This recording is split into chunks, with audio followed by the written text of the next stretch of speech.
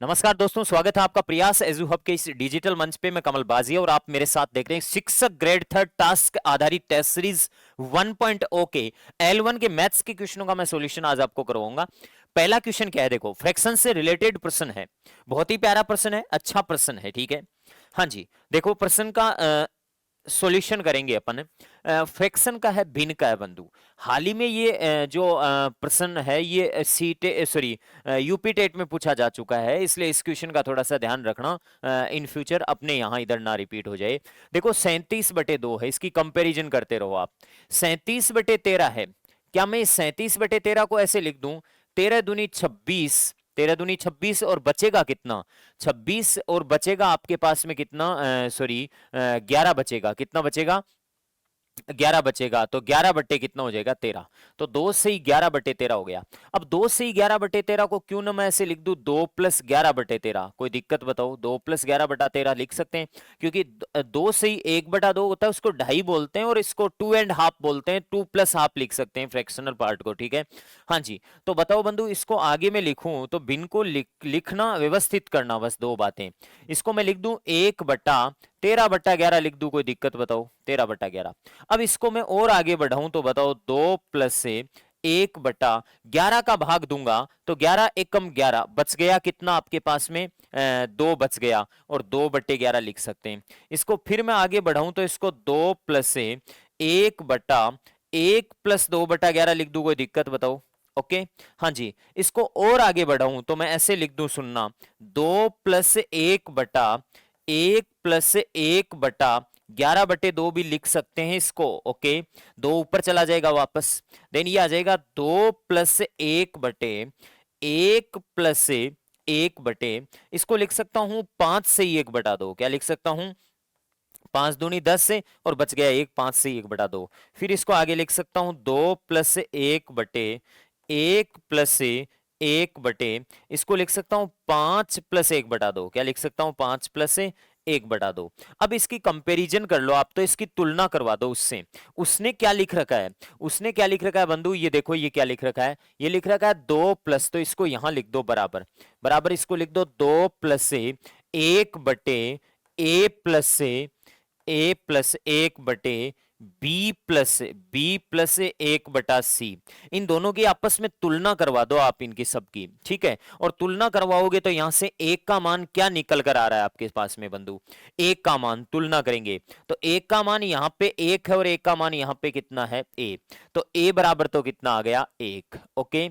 और b बराबर कितना आएगा, यहां 5 है और ये b बराबर कितना हो जाएगा 5, तो b बराबर 5। बड़ा प्यारा प्रश्न आया है, ठीक है। हाँ जी, सी बराबर, सी का मान कितना हो जाएगा 2 हो जाएगा, तो यहां से राइट आंसर सी का कितना हो गया 2। तो ये 1, 5 और 2 हो गया आपके पास में। 1, 5, 2 कौन से ऑप्शन में है, सी ऑप्शन इसका क्या हो जाएगा दोस्तों, राइट आंसर हो जाएगा इसका सी ऑप्शन, ठीक बात है। हाँ जी, तो ये सिंपल प्रश्न हो गया। 2 का भाग 11 में दिया, 2 5 10 से, और 1/2 होता है, ठीक है। हाँ जी, तो ये इस प्रकार से 1, 5, 2 इसका राइट आंसर हो जाएगा। नेक्स्ट इसके बाद में अगला क्वेश्चन कि 216 मीटर क्यूब आयतन वाले एक घनाभ में 6 सेंटीमीटर भुजा वाले कितने छोटे घन फिट किए जा सकते हैं। सिंपल प्रश्न बंधु, बताओ घनाभ का आयतन कितना है, 216 मीटर क्यूब है, ठीक है। हाँ जी, बट्टे छोटे घन का आयतन है 6 सेंटीमीटर दे रखा है, तो घन का आयतन भुजा क्यूब होता है, ओके। तो 216 बट्टे 216 मीटर क्यूब में है, तो 6 को भी मीटर में बदलूंगा तो 6 बट्टे कितना लिखना पड़ेगा, 1 मीटर में 100 सेंटीमीटर होते हैं, तो 6 बट्टा कितना लिखना पड़ेगा आपको 100 लिखना पड़ेगा, तो इसकी क्यूब कर देंगे तो मीटर क्यूब में आंसर आ जाएगा। तो ये आ जाएगा 216 मीटर क्यूब अपॉन में 6 की क्यूब कितनी होती है 216 ही होती है, ठीक है। अपॉन में कितना है 100 × 100 3 बार लिखना पड़ेगा आपको, 100 × 100 × 100 3 बार लिखना पड़ेगा। अल्टीमेटली ये मीटर क्यूब में आएगा, मीटर क्यूब से मीटर क्यूब यहाँ पे कैंसिल आउट हो जाएगा, 216 से 216 कैंसिल आउट हो जाएगा, ये ऊपर चला जाएगा 10 की पावर 2, 2 4 और 2 कितनी हो जाएगी 6 हो जाएगी। तो 10 की पावर 6 कौन से ऑप्शन में है, डी ऑप्शन इसका क्या होगा राइट आंसर होगा। नेक्स्ट इसके बाद में अगला क्वेश्चन, एक तार को कुछ बहुत ही प्यारे प्यारे प्रश्न बंधु, बहुत ही प्यारे प्यारे प्रश्न मैंने आपको दिखा दिए हैं, ध्यान रखना है आपको इसका। एक तार को कुछ छोटे छोटे टुकड़ों में काटा गया, प्रत्येक छोटे टुकड़े को 3 सेंटीमीटर भुजा वाले वर्ग के रूप में मोड़ दिया। प्रत्येक छोटे टुकड़े को, एक तार को कुछ छोटे छोटे टुकड़ों में काटा गया। ये कोई तार था, इस तार को आपने छोटे छोटे टुकड़ों में काटा, तो बंधु ये छोटे छोटे टुकड़े काट दिए आपने। ये टुकड़ा काट लिया, ये टुकड़ा काट लिया, ऐसे तार के टुकड़े काट लिए। और इस प्रत्येक टुकड़े को, प्रत्येक टुकड़े को, प्रत्येक टुकड़े को 3 सेंटीमीटर भुजा वाले वर्ग के रूप में मोड़ दिया। प्रत्येक टुकड़ा 3 सेंटीमीटर भुजा वाला वर्ग बन गया। ये लो, 3 सेंटीमीटर भुजा वाला वर्ग बन गया। तो बताओ बंधु इस वर्ग का परिमाप कितना हो गया? इस वर्ग का परिमाप कितना हो गया? 4 गुना भुजा होता है वर्ग का परिमाप, 3 चौके 12। अगर ये 12 है तो मतलब ये पहला टुकड़ा 12 है। ये पहला टुकड़ा 12 है तो दूसरा टुकड़ा भी कितना है? प्रत्येक टुकड़ा बराबर है, तीसरा भी कितना है? 12 है। ये 12-12 सेंटीमीटर के टुकड़े हो गए सारे टुकड़े, ठीक है। तो सभी छोटे टुकड़े के वर्गों का क्षेत्रफल 108 वर्ग सेंटीमीटर है। सभी छोटे टुकड़ों के, सभी छोटे वर्गों का कुल क्षेत्रफल। तो बंधु ऐसे न जाने कितने वर्ग हैं, मतलब एक ये वर्ग भी है, अगला वर्ग, ठीक है, 3x3 का, ठीक है, ये वर्ग भी है, फिर आगे भी वर्ग है, हमें नहीं पता है कि कितने वर्ग हैं ऐसे, ठीक है। ये 3-3 भुजा वाले वर्ग हैं। मुझे एक बात बताओ, इस वर्ग का क्षेत्रफल कितना आएगा? 3×3 9। इस वर्ग का क्षेत्रफल भी कितना? 9। इस वर्ग का क्षेत्रफल भी कितना? 9। आगे चलते रहेंगे, ऐसे कितने वर्ग आएंगे? 9 वाले कितने वर्ग हो गए? x वर्ग हो गए। टोटल कुल क्षेत्रफल कितना हो गया? 108। तो x बराबर 9 एकम 9, 9 दूनी 18, ऐसे कितने सॉरी ऐसे मतलब इस प्रकार से 12 टुकड़े हो गए। कितने टुकड़े हो गए? 12 वर्ग हो गए। तो मैं कह सकता हूं कि ऐसे कितने वर्ग हैं? 12 वर्ग है। अल्टीमेटली इस प्रश्न में पूछना क्या चाहता है मैं दोबारा बताता हूं आपको। इस प्रश्न में यह कहा है कि एक तार के आपने कुछ छोटे छोटे टुकड़े कर लिए और प्रत्येक टुकड़े से 3 सेंटीमीटर भुजा वाले वर्ग बना लिए, और ऐसे वर्गों का कुल क्षेत्रफल आपके पास में कितना है बंधु? 108 है। तो ऐसे वर्ग कितने हो गए?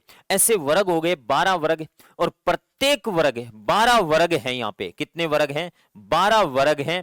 प्रत्येक की लंबाई, प्रत्येक का परिमाप 12 वर्ग हैं। प्रत्येक का परिमाप 12 वर्ग हैं। प्रत्येक का परिमाप है 12 सेंटीमीटर है। कितना सेंटीमीटर है? 12 सेंटीमीटर।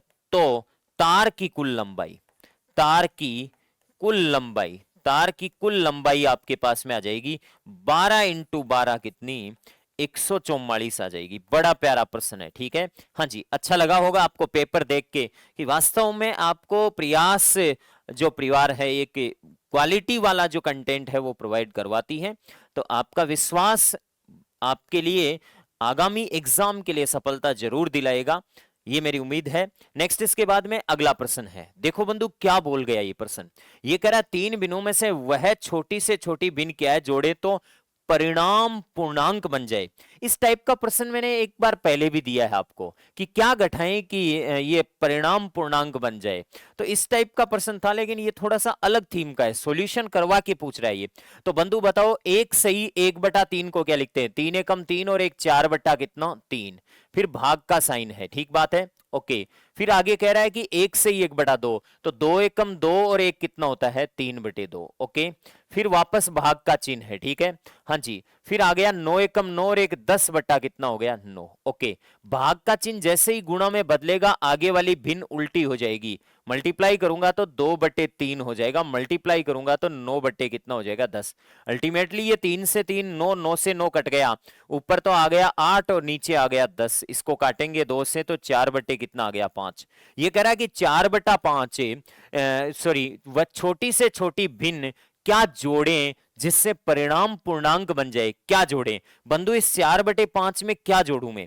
4/5 में 4/5 जोड़ूंगा तो 8/5 हो जाएगा। 4/5 में अगर मैं 3/5 जोड़ूंगा तो 7/5 हो जाएगा। 4/5 में मैं 2/5 जोड़ूंगा तो 6/5 हो जाएगा। 4/5 में कितना जोड़ना पड़ेगा? 1/5, क्योंकि 4/5 तो ऑलरेडी है ही है। 1/5 इसमें जोड़ दो तो नीचे लघुत्तम 5 और ऊपर भी कितना? 5। तो कितना आ जाएगा? परिणाम एक क्या आ जाएगा? इंटीजर आ जाएगा, पूर्णांक आ जाएगा, ओके। नेक्स्ट इसके बाद में अगला क्वेश्चन, दो वर्गों की भुजाएं दे रखी है, बड़ा प्यारा प्रश्न। दो वर्गों की भुजाएं सेंटीमीटर दे रखी है, परिमापों का योगफल 100 सेंटीमीटर है, तो बड़े वर्ग का क्षेत्रफल। देखो भाई क्या है, दो वर्गों की भुजाएं हैं, एक वर्ग ऐसा है जिसकी भुजा x है, ये x है तो ये भी x है, तो ये भी x है तो ये भी x। एक दूसरा वर्ग है जिसकी भुजा है मेरे बंधु 2x plus 1, 2x plus 1, 2x plus 1, 2x plus 1 और 2x प्लस 1। ओके बंधु क्या कह रहा है, इनके परिमापों का योग। इस छोटे वाले वर्ग का परिमाप कितना होगा, 4 गुना भुजा तो 4x। हाँ जी, इसका परिमाप 4x हो गया, चलो कोई बात नहीं है। उस बड़े वाले वर्ग का परिमाप क्या होगा, प्लस 4 गुना भुजा तो 4 गुना भुजा है 2x प्लस 1 बराबर कितना हो जाएगा 100। हाँ जी, ये हो जाएगा 4x प्लस 4 दूनी 8x प्लस 4 अंदर गुना होगा बराबर कितना 100। ये 8 और 4 कितना हो गया 12x बराबर 96। तो 12 8 96 होता है, तो x का मान 8 आ गया। x का मान 8 आने का मतलब इस वर्ग की भुजा तो कितनी है 8 8, ठीक है। इस वर्ग की तो भुजा 8 8 है और बड़े वर्ग की भुजा कितनी है 8 दूनी 16 और एक कितनी 17 17 है। कितनी है 17 17 है। अब ये पूछना क्या चाह रहा है, ये पूछना ये चाह रहा है बड़े वर्ग का क्षेत्रफल कितना होगा। बड़े वर्ग का क्षेत्रफल, इसका एरिया, वर्ग का क्षेत्रफल होता है भुजा स्क्वायर। और बताओ बंधु भुजा स्क्वायर का मतलब ये हो गया 17 का स्क्वायर कितना हो गया 289, 289 हो गया बड़े वर्ग का क्या क्षेत्रफल। बड़े गजब की प्रश्न है, एक बार कमेंट करके जरूर बताना प्रश्नों का स्तर आपके अनुरूप है या नहीं है, क्या इसमें कुछ सुधार करना चाहिए, ये भी आपसे सजेशन लिया जा रहा है। ठीक है, हाँ जी, मेरे हिसाब से गजब का पेपर, गजब का पेपर। यदि दो गोलों की त्रिज्या, अब थोड़ा सा इजी प्रश्न आ गया, ठीक है। एक बार थोड़ा सा ढंग का प्रश्न था, अब थोड़ा सा इजी आ गया। दो गोले की त्रिज्याओं का अनुपात 2:3 है, तो उनके आयतनों का अनुपात क्या होगा। ये एक गोला है और ये बड़ा गोला है, इनकी त्रिज्याओं का, इसकी त्रिज्या है बंधु आपके पास में सपोज 2 और इसकी त्रिज्या है आपके पास में कितनी 3। कह रहा है इनके आयतनों का अनुपात क्या होगा। गोले का आयतन क्या होता है बंधु, गोले का आयतन, गोले का आयतन होता है 4/3 pi r cube, 4/3 pi r cube. और बड़े गोले का आयतन होगा 4/3 पाई कैपिटल आर क्यूब। ये 4/3 पाई से 4/3 तो कट गया, 2 की क्यूब कर दूं और उधर किसकी क्यूब कर दूं 3 की क्यूब कर दूं, तो ये मेरे पास में हो जाएगा 8 अनुपात कितना 27, राइट आंसर हो जाएगा। तो अगर भुजाओं से आयतनों पर जाना है तो क्यूब कर देना। ओके हाँ जी, नेक्स्ट इसके बाद में अगला क्या है, एक सरल रेखा खींचने के लिए कम से कम कितने बिंदुओं की आवश्यकता होती है। बहुत ही अच्छा प्रश्न।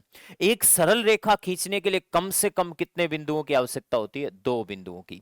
जो बंधु एक स्ट्रेट लाइन होती है, स्ट्रेट लाइन होती है, स्ट्रेट लाइन पर रेखा पर बिंदु अनंत होते हैं, रेखा पर बिंदु अनंत होते हैं। तो बंधु बताना मुझे रेखा के बारे में कुछ बेसिक बातें। रेखा जो है, रेखा पर बिंदु अनंत होते हैं, रेखा पर बिंदु कितने होते हैं, रेखा पर बिंदु कितने होते हैं, अनंत होते हैं, ये बात सही है। रेखा पर बिंदु अनंत होते हैं, ये बात तो सही है। इसके बाद में अगली बात ये भी सही है, रेखा की लंबाई अनंत होती है, रेखा की लंबाई, रेखा की लंबाई भी क्या होती है, अनंत होती है। रेखा की लंबाई भी क्या होती है, अनंत होती है। लेकिन रेखा खींचने के लिए कम से कम कितने बिंदु चाहिए, 2 बिंदु जरूर चाहिए। किधर से होकर निकलेगी, रेखा खींचने के लिए 2 बिंदुओं की आवश्यकता होती है। रेखा खींचने के लिए, क्या खींचने के लिए, रेखा खींचने के लिए, रेखा खींचने, सरल रेखा, सरल रेखा खींचने के लिए, सरल रेखा खींचने के लिए 2 बिंदु आवश्यक है। कितने बिंदु आवश्यक है, 2 बिंदु आवश्यक हैं। इसको दूसरे तरीके से समझाता हूं मैं, इधर देखना। आपने कभी भी जीवन में रूलर की सहायता से, स्केल की सहायता से कभी भी जीवन में रेखा खींची तो मेरे बंधु कितने बिंदु चिन्हित किए, 2 बिंदु। 2 बिंदु आपने चिन्हित किए होंगे मेरे हिसाब से, और चिन्हित करने के बाद में ही आपने क्या खींची होगी, रेखा खींची होगी। इस प्रकार से, सॉरी, रेखा खींची होगी 2 बिंदु चिन्हित करने के बाद में। तो 2 बिंदु जरूरी है रेखा खींचने के लिए। ओके हाँ जी, या फिर आपने कभी रेखा के समीकरण को सोल्व किया, 2x + 3y = 6, तो आपने जरूर 2 बिंदु लिए हैं, आपने 2 बिंदु जरूर लिए हैं आपने x और y का। x 0 होता है तो y कितना हो जाएगा आपके पास में, 0 हो गया तो 2, और y 0 होता है तो x कितना हो गया, 3। दो बिंदु जरूर लेते हो, 0,2 का और दूसरा बिंदु 3,0 का। एक रेखा खींचने के लिए दो बिंदु अति आवश्यक है, ये लीजिएगा आप लीनियर इक्वेशनों में, रेखिक समीकरणों में ऐसी चीज कहीं सुनी हो आपने तो। नेक्स्ट है, ये मैंने लिखा दिया दो बिंदु आवश्यक है, और ये बात आपको बताई दी कि एक रेखा खींचने के लिए कम से कम कितने बिंदु चाहिए, दो बिंदु चाहिए। ओके, नेक्स्ट अगला क्वेश्चन कि निम्नलिखित कथनों में से असत्य कथन है, असत्य कथन पूछा है यहाँ पे। चलो देखते हैं क्या कथन है कि एक ही बिंदु से 3 या 3 से अधिक सरल रेखाएं खींची जाए तो वो संगामी रेखाएं कहलाती है। बिल्कुल ये बात क्या है बंधु, सत्य है। ये बात क्या है, सत्य है। एक ही बिंदु से 3 या 3 से अधिक सरल रेखाएं खींची जाती है।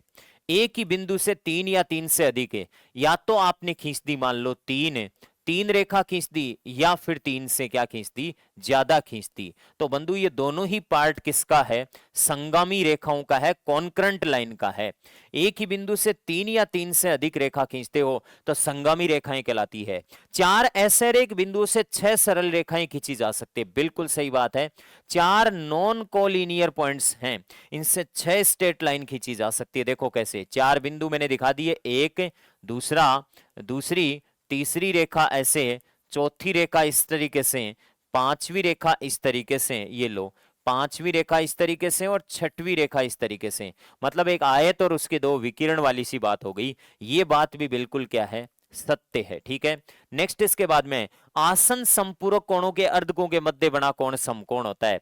ये बात भी मुझे बंधु क्या लगती है, सत्य लगती है। कैसे, आसन संपूरक कोण कौन से होते हैं, हाँ जी, एडजेसेंट सप्लीमेंट्री एंगल वो होते हैं जिन दो कोणों का योग कितना होता है, 180। आसन भी होते हैं और संपूरक भी होते हैं, जैसे ये 60 डिग्री का और ये 120 डिग्री का, इनको बोलते हैं आसन संपूरक कोण। और इनके अर्धकों के मध्य, तो बताओ बंधु, एक तो इसका एंगल बाइसेक्टर खींचूंगा तो ये कितना आया, 30, और एक इसका एंगल बाइसेक्टर खींचूंगा तो ये कितना आया, 60। 30 और 60 का योग कितना होगा, इन दोनों का योग कितना हो गया, 90। तो आसन संपूरक कोणों के अर्धकों के मध्य समकोण बनता है, ये बात सही है।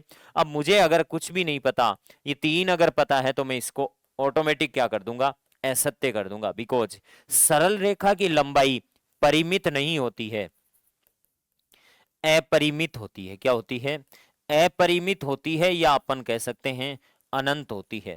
सरल रेखा की लंबाई परिमित नहीं होती है, अपरिमित होती है। नेक्स्ट, इसके बाद में अगला क्वेश्चन, तो ये इस प्रकार से मैथ्स के सारे क्वेश्चन मैंने आपको सोल्व करवा दिए। ओके, थैंक यू दोस्तों। फिल्म स्ट्रिप पर लेपन तो आपने शायद देखी नहीं होंगी। पहले जो फोटो खींचने के लिए फिल्म आया करती थी, एक्सरे फिल्म होती है ना, वैसे उसको नेगेटिव फिल्म बोलते थे।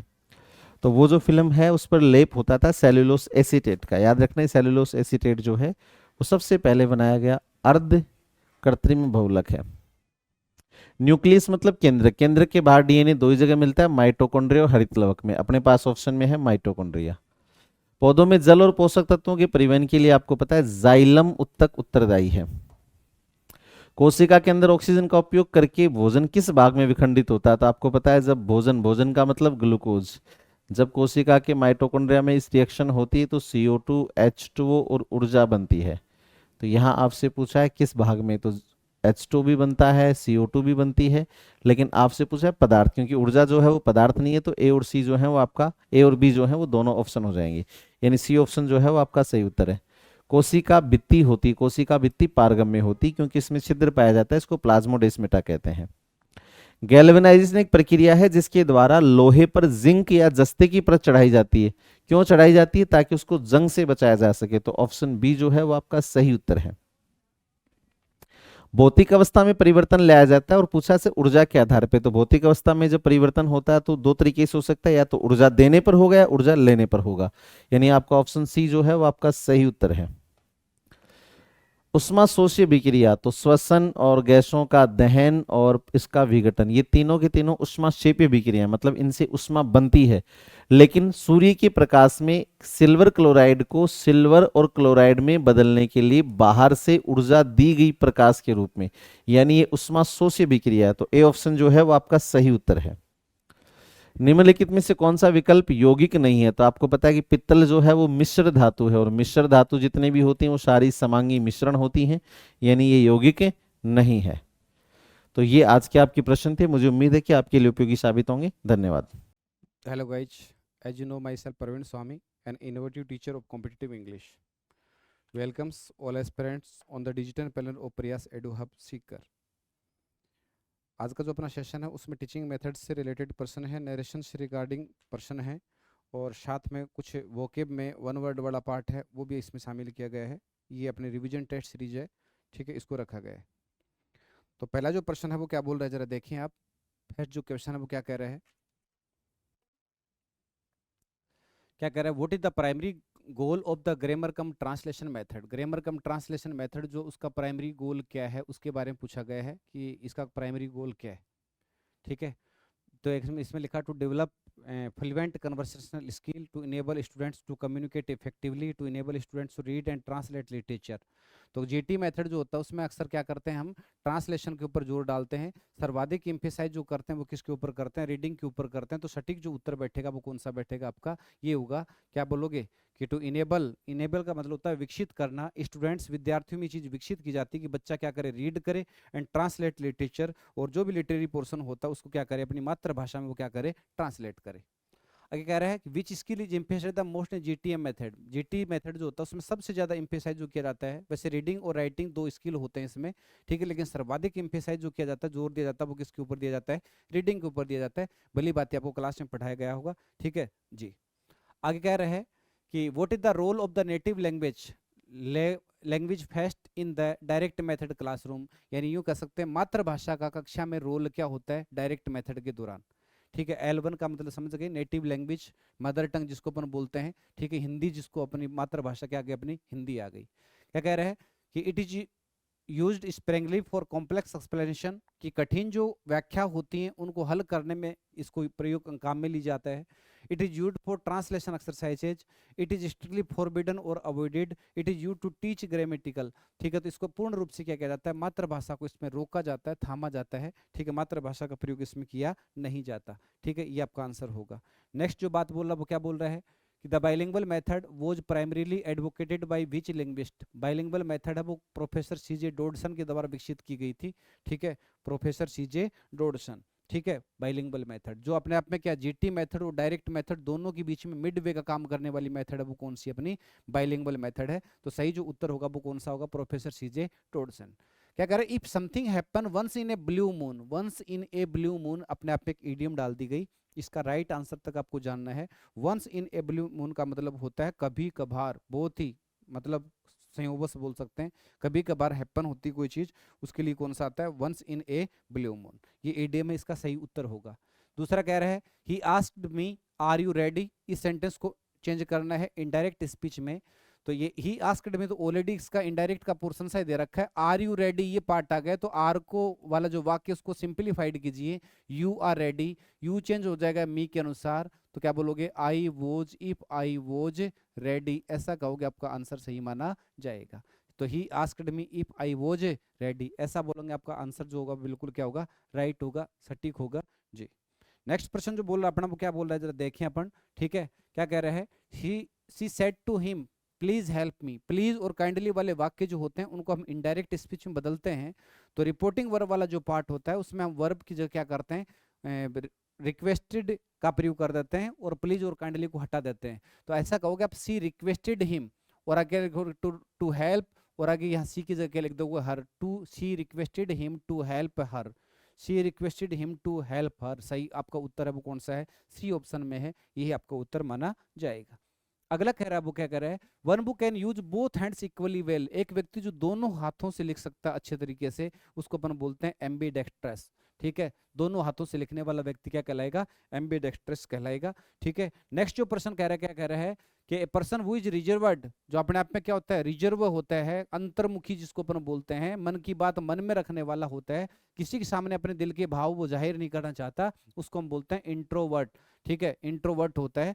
और एक एक्सट्रोवर्ट होता है, वो आपको पता ही क्या होता है, बहिर्मुखी होता है। तो सही जो उत्तर होगा वो कौन सा होगा, डी होगा। इस प्रकार से आपका पेपर सॉल्यूशन की कड़ी वो कंप्लीट हुई। उम्मीद करता हूँ सभी अभ्यर्थियों का पेपर अच्छा गया होगा और इसी क्रम में, इसी श्रृंखला में अपनी पढ़ाई को और बेहतरीन अंजाम दें। जय हिंद, जय भारत। नमस्कार साथियों, प्रयास एजो हब पर आप सभी साथियों का स्वागत है। जैसा कि साथियों हमारे पास में राजनीति विज्ञान विषय के कुछ क्वेश्चन है जिसका अपन सॉल्यूशन करेंगे। देखिए, कैबिनेट मिशन योजना के द्वारा संविधान सभा के निर्माण संबंधी अपनी रिपोर्ट कब जारी की गई थी। देखिए, कैबिनेट मिशन है वो 24 मार्च 1946 को भारत में आया था। इसमें 3 सदस्य थे। अब ये सदस्य पहुंचे तो थे 24 मार्च 1946 को, लेकिन भारत में पहुंचने के बाद में इन सदस्यों ने अर्थात कैबिनेट मिशन ने अपनी भारत में घोषणा की थी। इसमें से आपको ऑप्शन देखना है, 16 मई 1945 दे रखा है, 16 मई 1946, 24 मार्च 1945, 24 मार्च 1946। तो आपके सामने देखिए ये 2 डेट हैं जो आपको कंफ्यूजन कर सकते हैं। तो इसको तो याद रखना है कि 24 मार्च 1946 को तो कैबिनेट मिशन भारत पहुंचा और इस कैबिनेट मिशन ने भारत में पहुंचकर और 16 मई 1946 को अपनी घोषणा की थी कि भारत में 389 सदस्यों से मिलाकर एक संविधान सभा का निर्माण किया जाएगा। इन 389 सदस्यों को भी इन्होंने डिवाइड कर दिया था, जिसमें 292 सदस्य ब्रिटिश प्रांतों से होंगे, ब्रिटिश प्रांतों से 93 सदस्य हैं वो देशी रियासतों से होंगे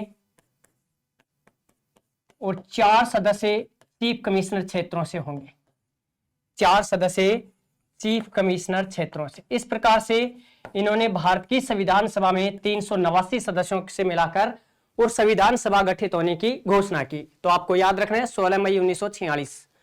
चलिए नेक्स्ट क्वेश्चन अपन देखते हैं। डॉक्टर भीमराव अंबेडकर पहली बार निम्नलिखित में से किस प्रांत से संविधान सभा के सदस्य चुनकर आए थे। मध्य प्रांत व बरार, बंबई, संयुक्त प्रांत और बंगाल। देखिए, डॉक्टर भीमराव अंबेडकर का और क्वेश्चन 2 बनते यहां पर संविधान सभा के सदस्य से संबंधित थे कि पहली बार कहां से चुनकर आए थे। तो इसमें आपको आंसर आएगा इसमें बंगाल। देखिए, बंगाल में एक सीट थी जैसूर कुलना, जैसूर कुलना। इस जगह से डॉक्टर भीमराव अंबेडकर का निर्वाचन संविधान सभा में हुआ था।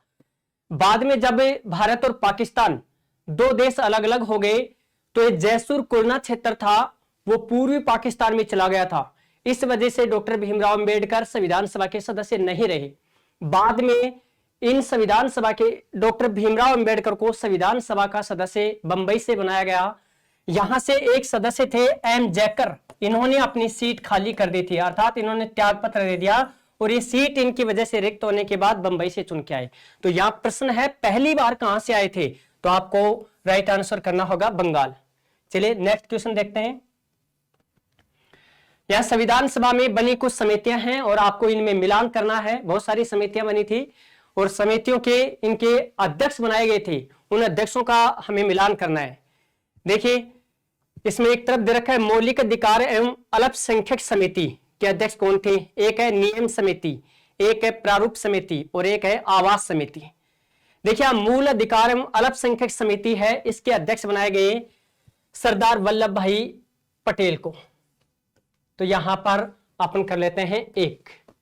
नियम समिति के अध्यक्ष बनाए गए डॉक्टर राजेंद्र प्रसाद जी को, तो यहां हो जाएगा 2। प्रारूप समिति के अध्यक्ष हो जाएंगे डॉक्टर भीमराव अंबेडकर, इसे ड्राफ्टिंग कमेटी भी कहते हैं, पांडुलेखन समिति भी कहते हैं और संविधान सभा की सबसे प्रमुख समिति बनी। और इस समिति का गठन हुआ था, प्रारूप समिति का 29 अगस्त 1947 को। ये डेट एग्जाम में पूछी जाती है।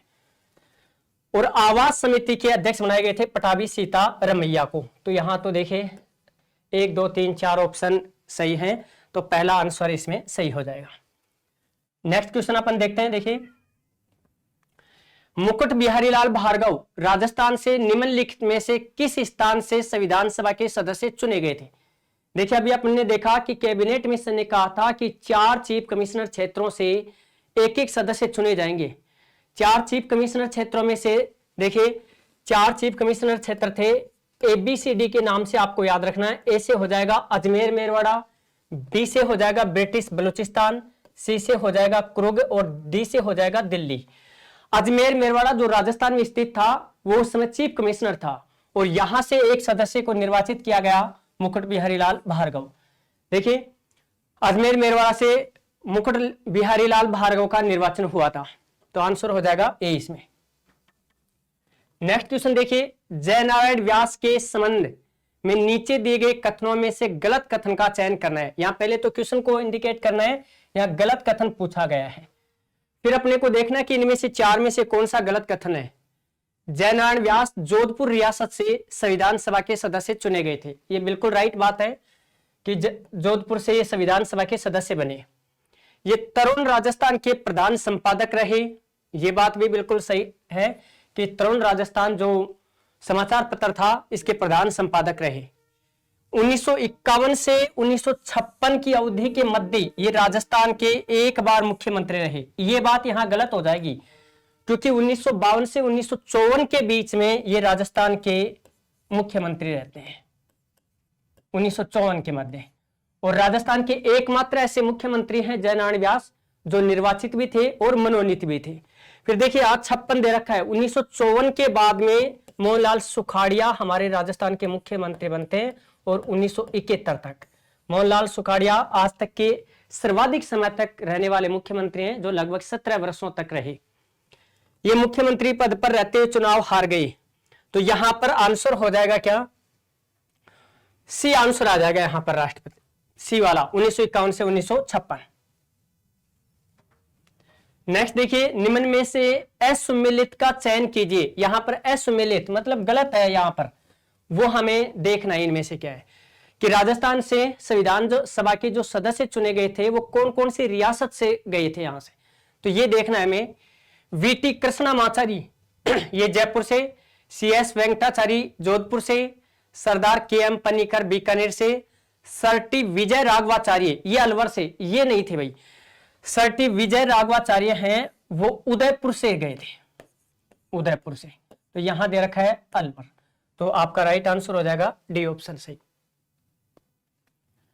नेक्स्ट क्वेश्चन है, पंडित जवाहरलाल नेहरू के द्वारा प्रस्तुत उद्देश्य प्रस्ताव को संविधान सभा द्वारा अपने किस अधिवेशन में स्वीकृति प्रदान की गई थी। यहां अधिवेशन पूछा गया, देखिए संविधान सभा के 2 प्रश्न बनते हैं अधिवेशन से कि संविधान निर्माण में कुल अधिवेशन कितने हुए, तो जब निर्माण शब्द का उल्लेख प्रश्न में हो तो 11 अधिवेशन आ जाएंगे, और जब प्रश्न पूछ लिया जाए कि संविधान सभा के कुल अधिवेशन कितने हुए तो वहां आपका राइट आंसर होगा 12, क्योंकि अंतिम जो बैठक हुई थी 24 जनवरी 1950 को संविधान सभा की, इसे एक बैठक भी मानते हैं और इसे एक अधिवेशन का दर्जा भी दिया गया है। तो निर्माण तो हमारा संविधान का 26 नवंबर 1949 को कंप्लीट हो गया था, तो वहां तक टोटल अधिवेशनों की संख्या रहेगी 11, और 12वां अधिवेशन कुल जब पूछे जाए कि टोटल अधिवेशन कितने हैं तो 12 हो जाएंगे।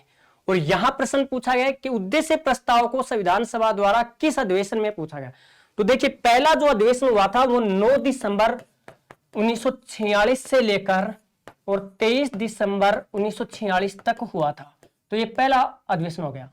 और उद्देश्य प्रस्ताव रखा तो गया था संविधान सभा में 13 दिसंबर 1946 को। देखिए अब पूछ लिया जाए कि उद्देश्य प्रस्ताव को किस अधिवेशन में रखा गया, तो आपके सामने डेट है, तो यहां आ जाएगा आंसर आपका पहला अधिवेशन। उद्देश्य प्रस्ताव को कब संविधान सभा में रखा गया, अब यहां पूछा गया कि संविधान सभा ने उसे पारित कब किया था, और ये उद्देश्य प्रस्ताव संविधान सभा में पारित हुआ था 22 जनवरी 1947 को, तो यहां आपका राइट आंसर जो होगा वो सेकंड अधिवेशन हो जाएगा। चलिए नेक्स्ट क्वेश्चन देखते हैं। संविधान सभा के सदस्य जो मूल संविधान की प्रति पर हस्ताक्षर करने वाले पहले राजस्थानी थे, देखिए यहां पर पहले राजस्थानी पूछे गए। यदि वैसे पूछ लिया जाए कि संविधान सभा की जो प्रतिलिपियां थी उन प्रतिलिपियों पर हस्ताक्षर करने वाला पहला व्यक्ति कौन था, तो पहला व्यक्ति हो जाएगा पंडित जवाहरलाल नेहरू। पंडित जवाहरलाल नेहरू ने पहले हस्ताक्षर किए और दूसरा हस्ताक्षर करने वाला था बलवंत राय मेहता, बिहार से थे बलवंत राय मेहता, ये दूसरे हस्ताक्षर करने वाले। अब यहां क्वेश्चन पूछा गया कि राजस्थान की तरफ से किसने पहले हस्ताक्षर किए थे, तो यहां देखिए बलवंत सिंह मेहता, दलेल सिंह, वीटी कृष्णमाचारी, हीरालाल शास्त्री। अब दूसरा वैसे बलवंत राय मेहता, नाम दोनों सेम से हैं, एक है बलवंत सिंह मेहता। राजस्थान की तरफ से पूछा जाए तो आपका आंसर आ जाएगा बलवंत सिंह मेहता, और ये राजस्थान के उदयपुर रियासत से संविधान सभा में गए थे। अब देखिए एक है बलवंत राय मेहता और एक है बलवंत सिंह मेहता, तो ये बिहार से थे। बलवंत सिंह मेहता है वो अपने राजस्थान से थे और उदयपुर से थे, तो इन्होंने पहली बार हस्ताक्षर किए थे। क्वेश्चन ये आ जाए कभी कि संविधान सभा की जो प्रतिलिपियां थी उन पे अंतिम हस्ताक्षर करने वाला कौन था, तो अंतिम हस्ताक्षर करने वाला हो जाएगा डॉक्टर राजेंद्र प्रसाद, जो संविधान सभा के स्थायी अध्यक्ष बनाए गए थे। चलिए नेक्स्ट क्वेश्चन देखते हैं अपन। ये हमारे पॉलिटिकल साइंस के कुछ क्वेश्चन थे जिनके आंसर अपन ने क्लियर किए। चलिए मिलते हैं अगले सेशन में, तब तक धन्यवाद, all the best. Good morning. Task आधारित सॉल्यूशन वीडियो क्लासेस में आप सबका मोस्ट वेलकम। देखिएगा जी, अब हम शुरू करते हैं। हमारा 133 नंबर जो प्रश्न है, क्रिया विशेषण का भेद निम्न में से नहीं है। तो भेद की बात करते हैं। क्रिया विशेषण आपको 4 भेद करवाए गए थे, कालवाचक, स्थानवाचक, परिमाणवाचक और रीतिवाचक। यहां ऑप्शन दिए काल, स्थान, संबंध और रीति। तो कालवाचक, स्थानवाचक और रीतिवाचक ये तो होते हैं। एक चौथा जो भेद था वो था कौन सा, परिमाणवाचक। कौन सा होता है बच्चों, परिमाणवाचक। यहां संबंधवाचक जो है ये भेद तो होता है, लेकिन किसका होता है, ये संबंधवाचक यानी संबंध बोधक, सहबद्ध संबंध बोधक आते हैं, ये अव्यय के रूप में आता है। तो यहां आंसर क्रिया विशेषण के रूप में न होकर ये अव्यय के रूप में, संबंधवाचक सर्वनाम के रूप में भी हमने पढ़ा था, और सहबद्ध संबंध बोधक के रूप में हम अव्यय के रूप में भी पढ़ते हैं। तो आंसर हमारा क्या होगा, सी। 134 देखिएगा, कछुआ धीरे धीरे चलता है, रेखांकित पद क्या है। धीरे धीरे शब्द के बारे में आपको बताना है। क्या ये रीतिवाचक क्रिया विशेषण है, स्थानवाचक क्रिया विशेषण है, क्रिया है या फिर निपात है। ये चलता है क्रिया की विशेषता बता रहा है, तो काल, स्थान, परिमाण के आधार पर बोध नहीं करवा रहा। ये किसके आधार पर बोध करवा रहा है, रीति के आधार पर। तो अतः इसे क्या कहेंगे, रीतिवाचक क्रिया विशेषण। Answer A. 135 नंबर देखिएगा, भाषा कक्षाओं में प्रदर्शित सामग्री केवल तब सजावटी हो जाती है जब वह बच्चों को अनिवार्यतः कोई मूल्य सिखाए, तब तो काम की होती है, सजावटी नहीं रहती। वह सामग्री पढ़ने लिखने की प्रक्रिया में हो, बिल्कुल सही है, शामिल होना चाहिए। बच्चों के लिए उपयोगी हो, यह भी सही है। लेकिन बच्चों को पढ़ना लिखना सिखाने में उसका उपयोग नहीं होता, तब आंसर, तब वो क्या एक सजावटी वस्तु बनकर के रह जाएगी। तो आंसर हमारा डी हो जाएगा। व्यंजन संधि का उदाहरण निम्न में से कौन सा है, चच, ये आपको बताया गया था। व्यंजन संधि में पहचान होती है, इसके 3 तरीके बताए थे, सरोज और सरह जंज, सरोवर सरह धनवर, सुधन आगत। ये यण संधि, ये व्यंजन विसर्ग संधि। यहां क्या हो जाएगा, उत धन श्वास, व्यंजन संधि के आधार पर संधि विच्छेद। Answer A. 137 नंबर देखिए, निम्नलिखित में से किस शब्द में सही संधि नहीं हुई है। गति धन अवरोध, गत्यवरोध यण संधि है, बिल्कुल सही। मत धन एक के, मतेक के, ये भी सही है। महाधन ऋषि, महर्षि, गुण संधि, ये भी सही है। स्वधन छंद, चच का नियम बताया था। तो क्या बताया था, 6 से पूर्व यदि कोई स्वर आता है तो दोनों के मध्य में च का लोप हो जाता है, लेकिन संधि की बात करें तो च का आगम हो जाएगा। तो यहां शब्द क्या बनेगा, स्वच्छंद। अतः आंसर क्या हो जाएगा, डी। नेक्स्ट देखिएगा, 138 नंबर प्रश्न दिया है, निम्न में से द्वंद्व समास का उदाहरण कौन सा है। चिड़ी मार, चिड़ी को मारने वाला। भर पेट, पेट भरने तक, ये अविभाव हो जाएगा ये मारने वाले के रूप में।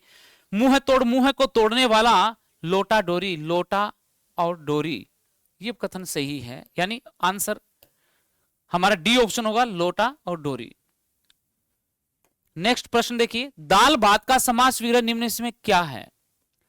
दाल का भात, दाल में भात, दाल और भात, दाल के लिए भात, सी ऑप्शन, दाल और भात।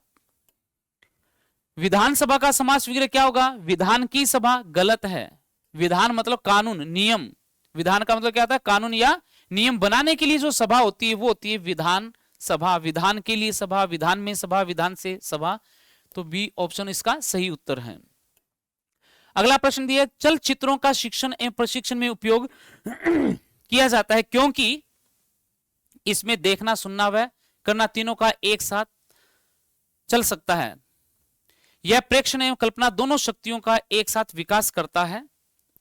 यह आदर्श नमूनों के अनुकरण के लिए अभिप्रेरित करता है। उपयुक्त सभी, ये सभी कथन सत्य हैं कि इसमें देखना, सुनना और करना तीनों एक साथ कर सकते हैं, बिल्कुल सही है, चलचित्रों के रूप में और प्रशिक्षण के रूप में। यह प्रेक्षण और कल्पना दोनों शक्तियों को एक साथ लेकर चलता है, आदर्श नमूनों के अनुकरण के रूप में आता है। तो उपयुक्त सभी, डी आंसर इसका सही उत्तर होगा। चलिए आज इतना ही, धन्यवाद।